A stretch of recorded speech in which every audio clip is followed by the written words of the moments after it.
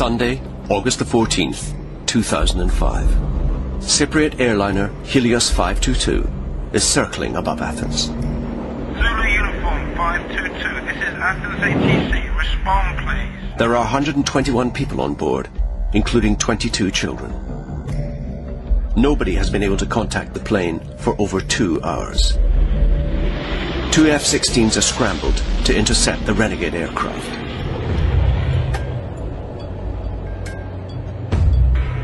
As they approach, the fighter pilots see 2 people struggling inside the cockpit. Could this be a terrorist hijack?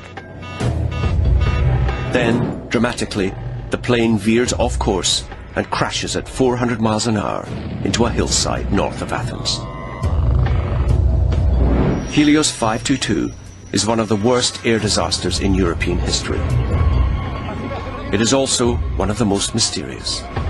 This is the story of the last few hours of Flight 522, a story that has chilling implications for every air passenger today.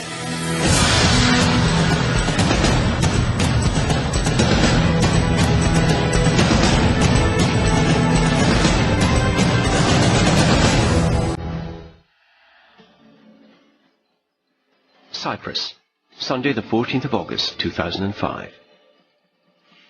It was the height of the Greek summer season, a time for families to travel.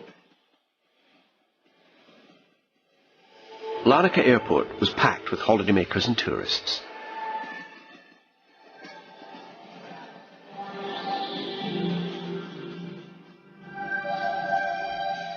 The crew of Helios Flight 522 welcomed their passengers on board. There was a holiday mood among them as they settled in for their short flight from Cyprus to Athens.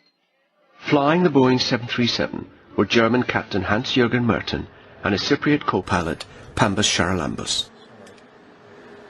Flight 522 took off as scheduled, shortly after 9 in the morning, heading northwest towards Athens.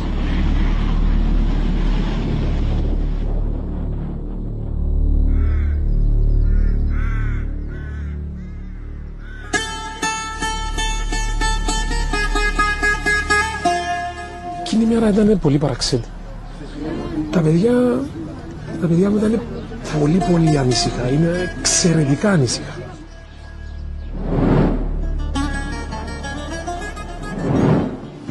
3 minutes after takeoff.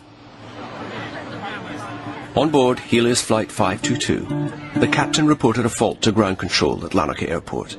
There was a problem with the plane's cooling system. It seemed minor, and Cyprus Air Traffic Control gave Helios 522 the go-ahead to climb to its cruising altitude of 34,000 feet. This would be the last communication between Air Traffic Control and Flight 522. At her home in Cyprus, the co-pilot's mother sat down to watch television. I usually watch my favorite show at noon on Sunday. But instead of the show, there was a news flash. Κυρίες και κύριοι, διακόπτουμε το πρόγραμμά μας καθώς παρουσιάστηκε κάποιο πρόβλημα σε πτήση αεροσκάφους στη ιατρικής εταιρείας των Κυπριακών. By now, Helios 522 was in Greek airspace. Athens air traffic controllers had been trying for over an hour to establish contact with the aircraft, but it was to no avail. Meanwhile, the silent plane circled in a holding pattern over Athens. I was with colleagues near the Greek Pentagon when we got a call from the Ministry of Defence telling us that a Boeing plane had communication problems with Athens International Airport.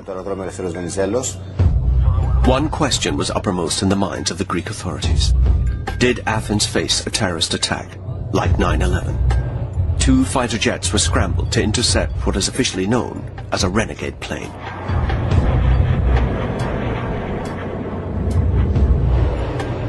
What the pilots reported back shocked the authorities. The passengers were wearing their oxygen masks. The co-pilot was slumped over the instruments, and persons unknown were seen struggling with the controls. It seemed that the plane had been hijacked. Could it be targeted on Athens? The authorities now faced a terrible dilemma. Should the F-16 shoot it down, sacrificing 121 innocent people? The pilots had only moments to decide. The Air Force had 15 seconds to decide because the plane was flying over a populated area. But the decision was made for them.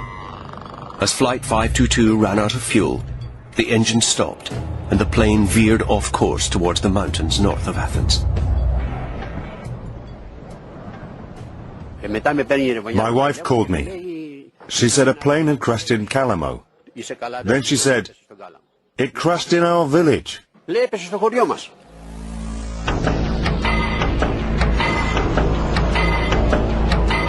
News of the accident spread swiftly, and the relatives of those on board desperately sought information. I called my daughter-in-law, but she didn't answer her phone. I didn't know what else to do. I had to go to Larnaca Airport.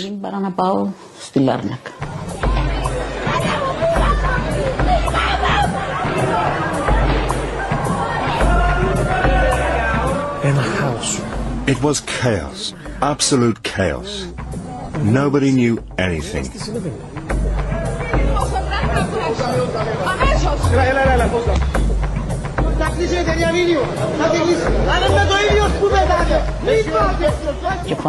Everyone was shouting. No one assisted us. At the airport, the co-pilot's mother demanded answers. They said, we don't know yet. Nobody knew. When I asked them who was the co-pilot, their reply was apparently the captain was German. I said, I didn't ask you about any German. I asked you about Haralambos. Tell me if he was on the flight.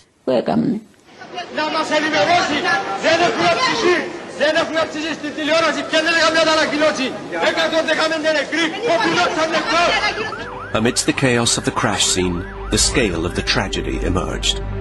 All 121 people on board were dead. Among them, 22 children. Helios Flight 522 was one of the worst air disasters in recent European history. But what the air crash investigators uncovered would only add to the confusion and mystery surrounding this accident.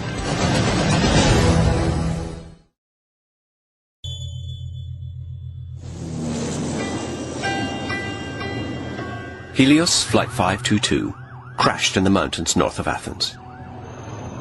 The debris field was scattered over 2 square miles. There were no survivors.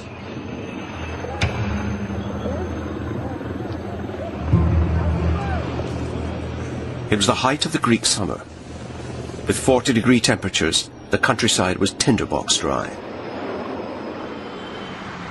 Athens in August is almost a ghost town. Everybody is on holiday. The Greek emergency services were caught off guard by the scale of the disaster. To tell you the truth, when we got to the emergency call, we initially thought it was an exercise.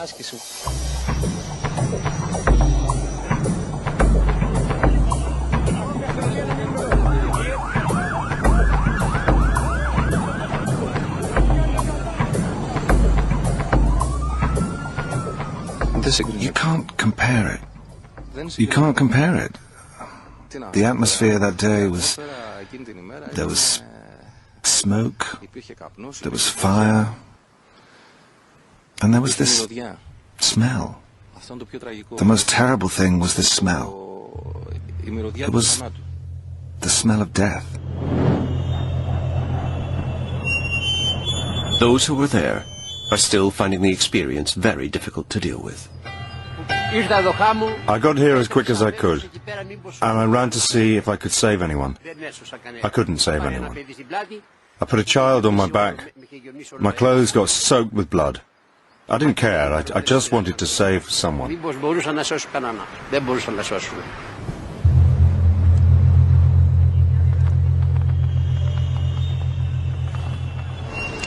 There. Right there. That's where the mother and the child were. The mother was lying here, and the small child was next to her, holding her hand. Right here.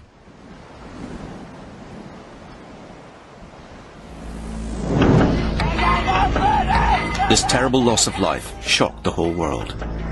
Distraught relatives demanded answers. Why did Flight 522 crash?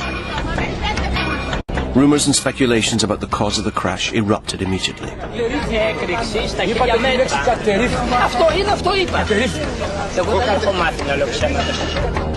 Helios 522 had lost all contact with air traffic control, so the Greek Air Force had scrambled 2 F-16 fighters to investigate.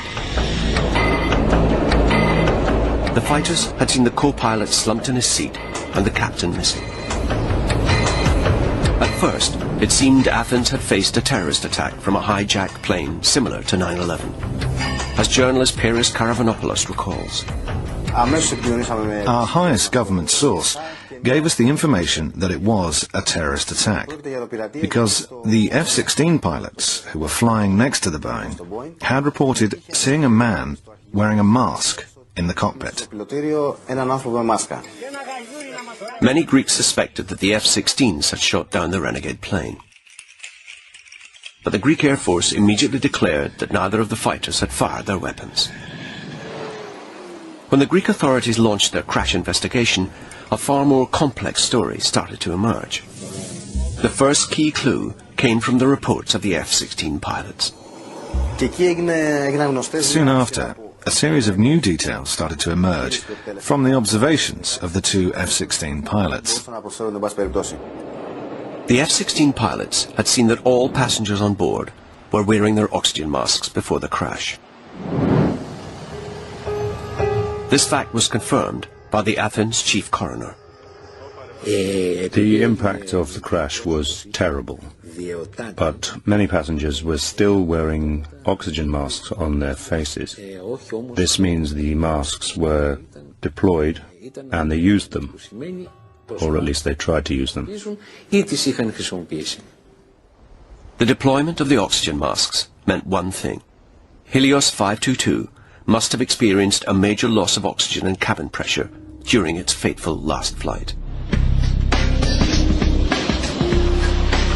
Modern planes fly at altitudes where the air is thin and oxygen levels too low to sustain human life. So each plane is sealed before takeoff and then pressurized during flight to create a safe artificial environment. Passengers breathe pressurized air that's the equivalent of being at 8,000 feet, even when the plane is actually flying at over 30,000 feet. If the cabin depressurizes, then oxygen masks are released immediately.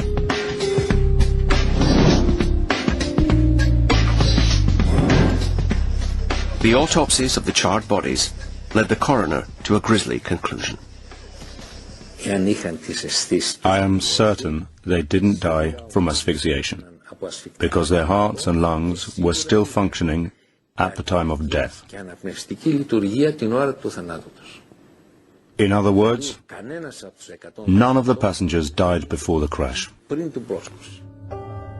The cause of death was now established as the impact from the crash. But that didn't answer the key questions. Why did the Helios plane lose cabin pressure? And why did this cause the plane to crash? Then, a breakthrough. Amid the debris, the flight recorder of Helios 522 was found. It was now possible for the investigators to draw up a basic timeline for the accident. According to the flight recorder, Helios 522 took off as scheduled at 0906 hours. Straight after takeoff, the autopilot was engaged for the preset route to Athens. The plane climbed at 3,000 feet per minute. At 7,000 feet, a warning light was triggered indicating a problem with the cooling system. At 10,000 feet came the next indication of a problem. The flight recorder noted a warning horn in the cockpit. This indicated a loss of cabin pressure. At 14,000 feet, a further alert was triggered and the oxygen masks were deployed. Yet the plane continued its journey, climbing until it reached its cruising altitude of 34,000 feet. There it remained in autopilot for over 2 hours. Then, at 11:50, the autopilot was disengaged and the plane is flown manually. Just minutes later, the aircraft ran out of fuel Both engines stopped, and shortly after 12 o'clock, the plane crashed. It begged the question, with so many alarms and warning lights going off in the cockpit, why did the pilots continue the journey? Was this crash caused by a fatal pilot error?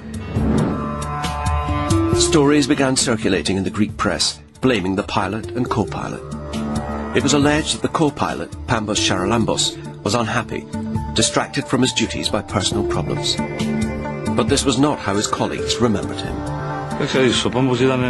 Pambos was, as we say, a really nice guy. He was a joy to be around, during work and after work. Other news stories queried the pilot's health. It was claimed that the co-pilot had a heart problem, and that this might explain why he seemed unable to function properly. They said on TV that the pilots had problems. Who is going to believe that? He was tested regularly. Pilots have health checkups every 6 months. He had his last test in April and everything was fine. Who are they trying to fool? There were also rumours about the co-pilot's incompetence, but these seem at odds with his professional background. He had almost 2 decades' experience of flying. At one time, he even studied aircraft engineering in England. Planes were his first family, his priority. From an early age, he had a passion for mechanics. He even spent 3 years in Brighton, studying aircraft mechanics. He was waiting for his promotion to become captain. He had accumulated all the necessary hours and day by day he was getting closer to this goal. Whenever you have an accident like this one, and the crew is dead, the blame always falls on the crew. It is the standard answer to all accidents around the world.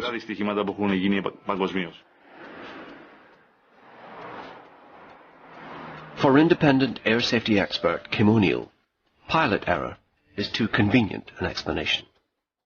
Kim is going to try to piece together the evidence and find out what caused the crash of Helios 522.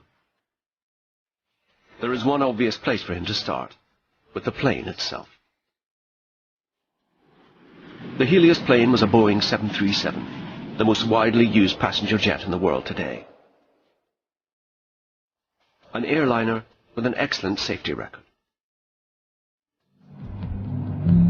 Kim begins his research by investigating the safety record of the actual plane that crashed. Flight 522 was a modern, up-to-date aircraft built only in 1998. But it already had its fair share of technical problems, as the co-pilot's mother remembers. My son didn't have any complaints about the company. However, he did tell me a few times that the plane had problems. Petros Theocharidis is an investigative journalist in the Cypriot capital Nicosia. He also looked into the safety record of the plane, and it quickly emerged that this was not the first time there had been a potentially catastrophic loss of pressure on this plane. I had written about the pressurization problem that occurred last December during a flight to Warsaw. The plane had a pressurization problem, the masks dropped down, and an emergency descent was necessary. Intrigued by these newspaper reports, Kim takes a closer look at the maintenance records of Flight 522. He focuses on the plane's air conditioning system, the system that helps pressurize the aircraft. It's quite remarkable, actually. The air conditioning system of this aircraft was repaired 5 times before the crash. Passengers frequently complained that the aircraft was very cold. The plane had a final maintenance check shortly before takeoff. It seems this is where the blame might lie. A maintenance engineer admitted to the Greek investigators that he may have left the pressurization switch in the cockpit in manual rather than in automatic. This mistake means that the aircraft could have taken off completely unpressurized. It's a vital piece of information. To understand the implications of this, Kim travels to Stansted to talk to an aircraft engineer. All commercial planes use the air conditioning system to pressurize the air in the cabin. So, can you tell me how the air conditioning system works in the aircraft? Certainly. All the air enters the engine in the intake here. That is bled off the engine and passed through pipework through the wing and to the air conditioning packs which sit underneath the airplane. Underneath the aircraft? The air conditioning packs regulate the temperature of the air going into the cabin. When the correct temperature is obtained, the air then leaves the plane from a valve at the rear. It is this simple procedure that pressurizes the cabin. So this is where the outflow valve is? Certainly. The outflow valve is here at the rear of the aeroplane. Okay. And that's where all the air from the cabin is exhausted overboard. Closing this valve ensures that the plane pressurizes. Leave it open and it remains unpressurized. It's a very simple mechanical system. Open, shut. Absolutely. Yet ultimately, control of the cabin pressure lies with the pilots. The pressure of the plane is operated by a simple switch in the cockpit. It's usually set to automatic, but it can be operated manually. It's the co-pilot's responsibility to monitor the plane's pressure throughout the flight. That's why the switch is located directly in front of him. Checking the pressurization is drummed into each pilot from the beginning of their careers, as Captain Rob Giles explains. When you're doing a pre-flight check, typically before you push back, you would go down each panel? Yes, the pre-flight check before engines start. Logical. The captain focuses on the left-hand side of the central control panel, checking all the switches, while the co-pilot has to check the right-hand side, which includes the pressurization switch.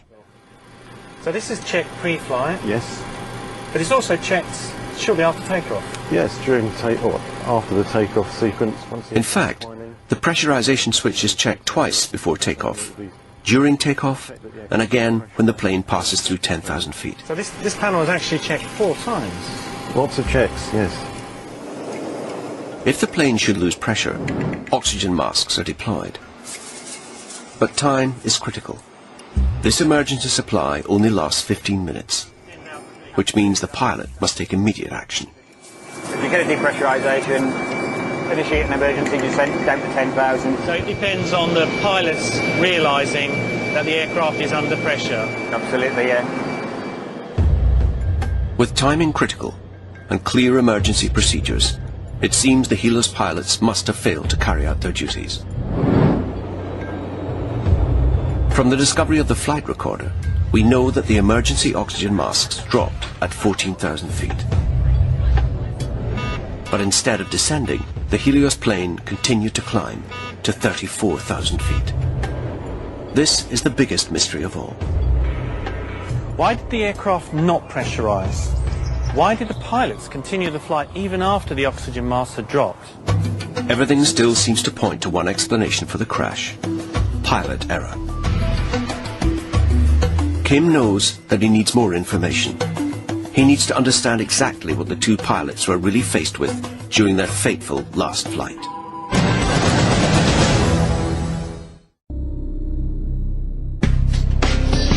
Helios Flight 522 crashed on August the 14th, 2005 in the hills north of Athens.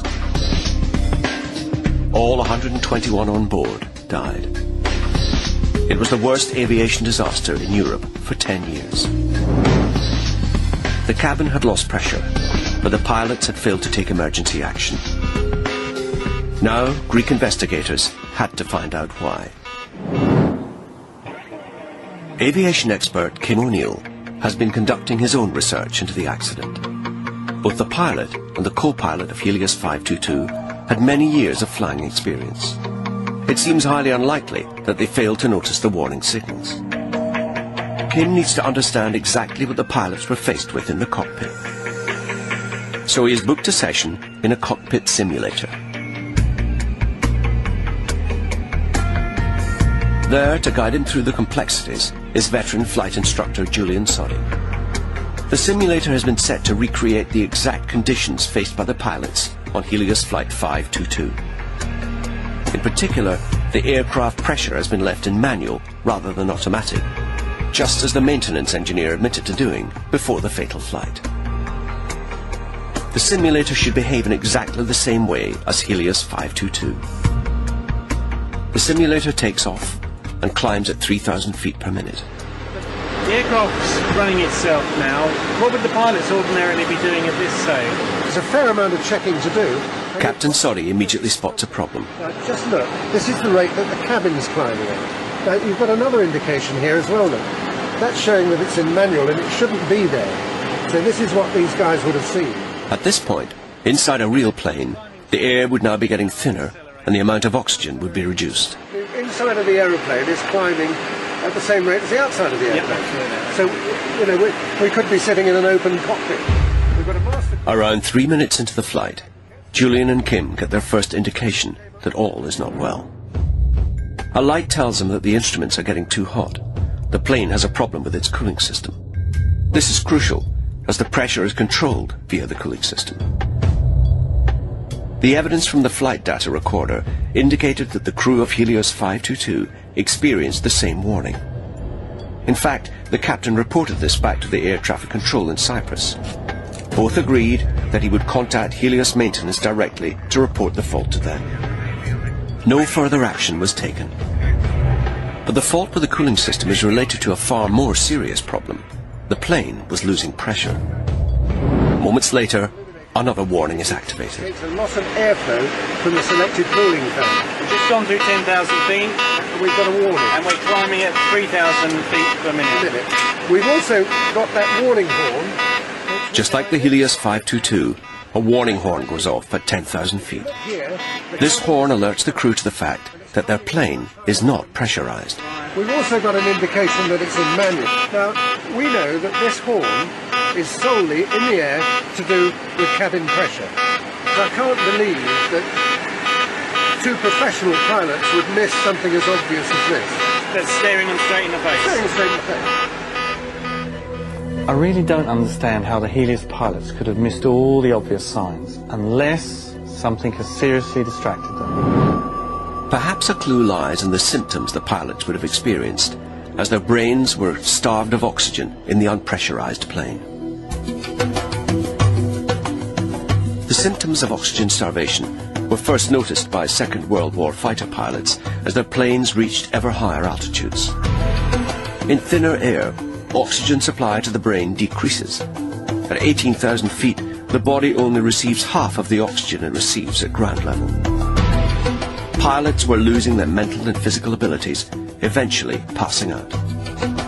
This deadly condition of oxygen starvation is commonly known as hypoxia. I hate to think about it, but it's actually quite a nice way to die, because all you do is get more and more sleepy, and eventually you just fall asleep. And then if you don't get enough oxygen, eventually you die. To experience the physical effects of hypoxia, Kim travels to RAF Henlow to subject himself to a dangerous experiment.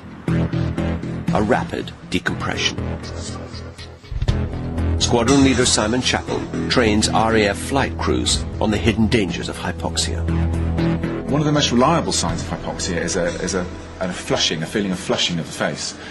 Conversely, if you look at the person who is becoming hypoxic, they're actually quite pale.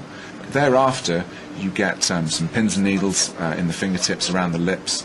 You get a dimming of the vision. You lose the ability to be able to see your peripheral vision. The test chamber will simulate the conditions of an unpressurized flight at 25,000 feet.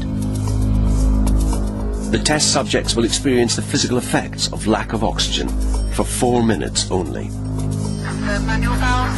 Exceeding this time limit can cause permanent brain damage. This is a deadly environment, and safety is paramount. Climb the chamber to 8,000 feet at 4,000 feet per minute. You had a full lung full of air will be rapidly decompressed. You could burst a lung. So if I breathe in, as you ascend beyond 10,000 feet and up to 15,000 feet, you'd become reasonably breathless, even with only moderate exertion. At 15,000 feet, 1/4 of your memory is gone. So you've got a 25% reduction in the ability to remember things which you've previously learned. So in an aviation environment, it could be catastrophic. Stand by for rapid decompression. In 5, 4, 3, 2, 1, now. Timing. Might have to lift the mask off the face slightly. 5 seconds. You can feel feel the gas expand. Okay, 1 and 2, drop the oxygen mask now for me. To demonstrate the effects of oxygen starvation, Kim is given a simple children's puzzle to complete. Okay, Kim, what I'd like you to do is have a go at the puzzle. Empty it first and then carry on. What do you notice about the atmosphere in here? It's warmer. It feels humid. It feels humid. Now, does the air feel any different to breathe? Absolutely not. It feels exactly the same. Just slightly warmer, more humidity. One of the most dangerous aspects of hypoxia is that when you're exposed to an atmosphere, a hypoxic atmosphere, like an unpressurized aeroplane, the air doesn't feel any different to breathe. You breathe it in and it feels completely normal. And this is one of the most distressing things about hypoxia. It's a quiet harbinger of death. How are you feeling? A bit woozy. A bit woozy already? Yeah, you're only 1 minute in and yet you're feeling woozy. Had a couple of drinks. Like you feel a bit drunk? That's the best way to describe it, is like being drunk.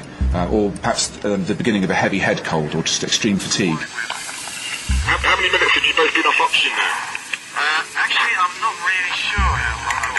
2 minutes 30. There's a big clue. 2 minutes 30.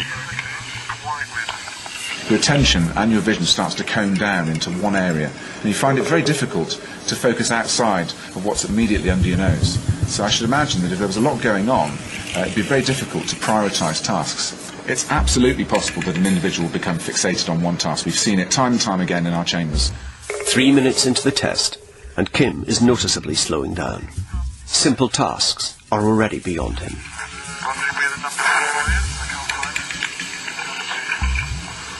Kim, how old are you? 21. 3 minutes 30. I'd like you to take 7 off 21 and carry on out loud. 7 off 21. Can you put some action on, please? Carry on. Carry on. 3 minutes 45. Number 1 back on in 3 minutes and 49 seconds. Put the oxygen mask on, number 2. Put the oxygen mask back on for me. With Kim dangerously hypoxic, Squadron Leader Chappell decides not to go any further and puts Kim back on oxygen. Back on in 4 minutes and 3 seconds. MI is indicating on the inside. The onset of hypoxia, I would say rapid, accompanied by this euphoric, I can do it, which is not true. When you first drop your oxygen masks, many of you will have noticed that there's absolutely no change in the nature of the air that you're breathing. Absolutely, it feels absolutely no different. Amazing. It was quite shocking, really. The hypoxia test sheds new light on Kim's investigation. We know that the Helios pilots climbed at 3,000 feet a minute in their unpressurized plane. By the time the warning horn sounded at 10,000 feet, hypoxia would have been setting in. What's that? At about 15,000 feet, they would have already lost 25% of their mental ability. At this point, the increasingly confused captain may have left his seat, possibly to try and turn off the alarm. Approximately 15 minutes after takeoff, both pilots would have passed out. The hypoxia experiment was a real eye-opener for me. I can now understand why the pilots missed the vital clues. I thought I was in control when clearly I was not. For Kim, hypoxia offers a compelling explanation why the pilots seemed unable to react to the warning signs in the cockpit. Yet it also prompts a further crucial question. If everybody on board had succumbed to oxygen starvation, then who were the 2 people spotted in the cockpit by the intercepting F-16 pilots only minutes before the crash? How did they manage to avoid the hypoxia which had overcome the pilots? Who were they, and who, in particular, was the person seen wrestling with the controls?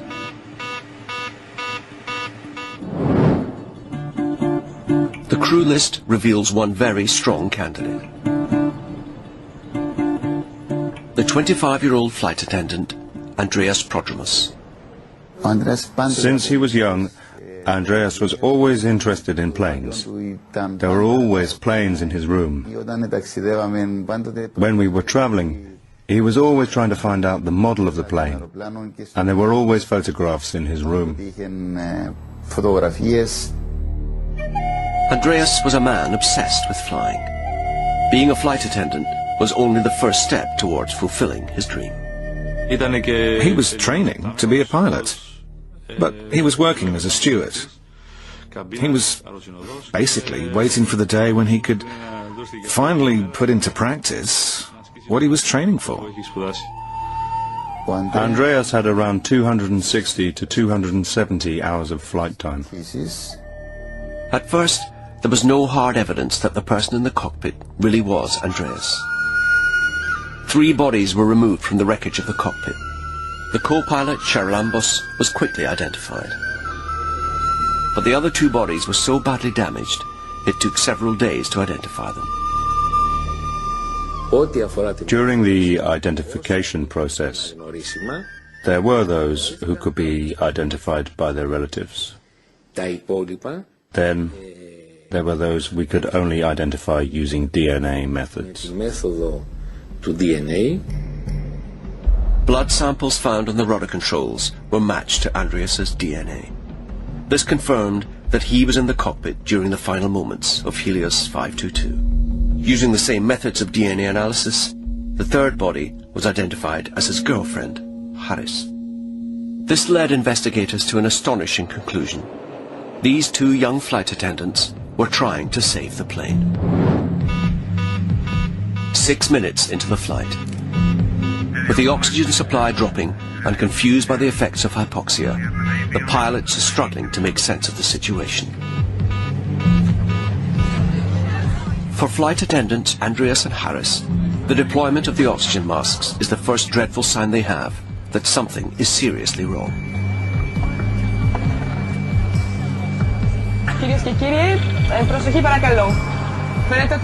The chief purser takes off her mask to reassure the passengers that all is well. She then tries to contact the flight deck, to no avail.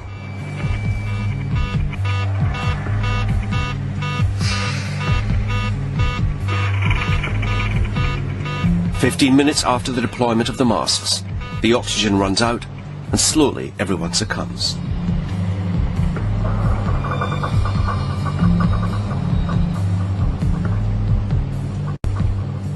At some point, Andreas must have fitted himself and Harris with portable oxygen. Andreas goes forward to investigate.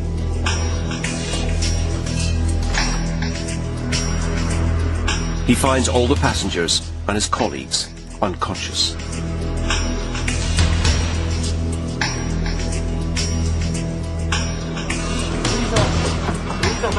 But they are about to be confronted by a formidable barrier. Following the terrorist attacks of September 11, all cockpits are fitted with specially reinforced doors. The only way in is by entering a security code. I don't know whether he knew the code or not, but just imagine, in the panic and confusion, well, you can easily forget things you know. Still in autopilot, Flight 522 is locked into a preset holding pattern over Athens. 2 F-16s have been scrambled to intercept the renegade plane.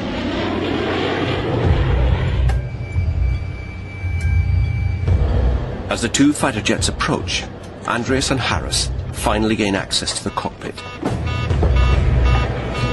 How, we may never know. The 2 fighter pilots watch helplessly on as Andreas takes control of the stricken plane. He disengages the autopilot about 15 minutes before the crash. But then, the first engine cuts out. He always used to say to me that planes don't fall from the sky, but when the pilots are cool-headed, nobody gets hurt. And even when it's lost its engines, it can land. But time is running out for Helios 522. With the fuel exhausted, the second engine cuts out.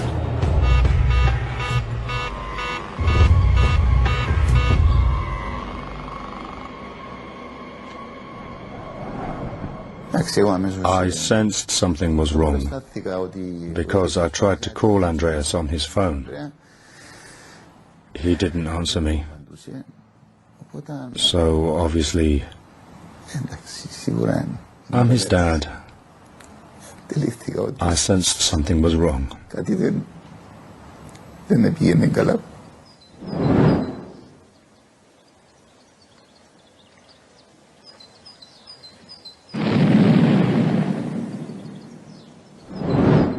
The mystery of Flight 522's final moments appears to be solved.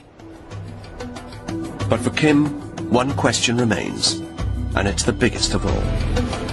Pilots also check for problems with pressurization before the flight takes off. When the aircraft was on the ground, why did the pilots not realise something was wrong? If Helios 522 had a problem with the cabin pressurization system, why did the pilots not notice it during their many pre-flight checks? It leads Kim to a disturbing question. The plane was a Boeing 737, an aircraft in service with almost every airline in the world. Could this plane have a catastrophic design fault? Helios Flight 522 is one of the most mysterious crashes in aviation history. It seems the plane took off with a faulty pressure setup. The pilots failed to act on the warning signals as they succumbed to hypoxia, starvation of oxygen to the brain. But for air safety expert Kim O'Neill, that's only part of the answer. It fails to explain how two experienced pilots could have missed the faulty setup before takeoff. To find the answer, Kim decides to investigate previous depressurization incidents on board Boeing 737s. He makes an alarming discovery. I found an incident from 2003 in which a Boeing 737 suffered a complete pressurization system failure. Everything seems to have gone wrong. The aircraft was flying between Marseille and London Gatwick in May 2003. At 34,000 feet, the plane suddenly lost pressure. This problem was detected in time by the pilots, and the aircraft was safely landed. But it emerged that the loss of pressure was caused by a burnt wire. This wire is crucial as it connects the pressure switch in the cockpit with the outflow valve. If this valve is open, the plane depressurizes. Investigators later established that the main wire and the backup run through the same loom. In other words, if one wire fails, they both do. This is totally contrary to safe design practices. Backup systems should always be routed away from primary systems. Helios employees reported a burning smell on Flight 522 only days before the crash. But it seems that no further investigation was made at the time. As Kim investigates the 2003 incident further, he makes another shocking discovery. Even though the plane had lost pressure, all the instruments in the cockpit still looked normal. There was no indication that the pilots had a problem. If this happened to the Helios pilots, then this would explain why they missed the warning signs. Throughout all the pre-flight and takeoff checks, the Helios cockpit would have appeared fine. On the ground, everything looks normal to the pilots. In the air, when the alarms go off, the flight deck still looks normal. And then hypoxia sets in. Starved of oxygen, the pilots would have then become increasingly confused about the conflicting messages their instruments were giving them. This could explain why they did not descend in time to a safe altitude to avoid hypoxia. This wiring problem with the 737 was highlighted in a report by the Air Accidents Investigation Branch. The AAIB recommended to Boeing in 2003 that the main and backup wires should be reinforced and separated across all their 737s in service. So far, Boeing has not responded to these safety recommendations. Kim's discovery highlights a potentially fatal design flaw, which could explain the Helios crash. It also raises enormous questions about the safety of all Boeing 737s flying today. Every 5 seconds, a Boeing 737 takes off somewhere around the world. There are over 4,000 in service.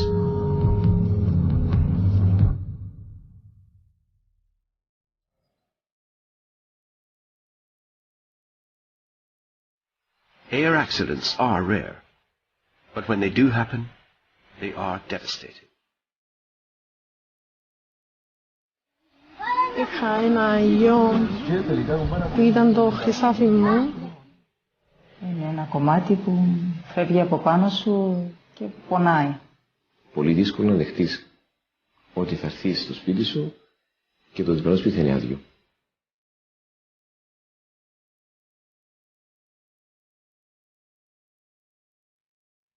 Απλώς μια δικαίωση. I just want justice in memory of those we have lost. Αυτό που χάθηκα. Nothing else.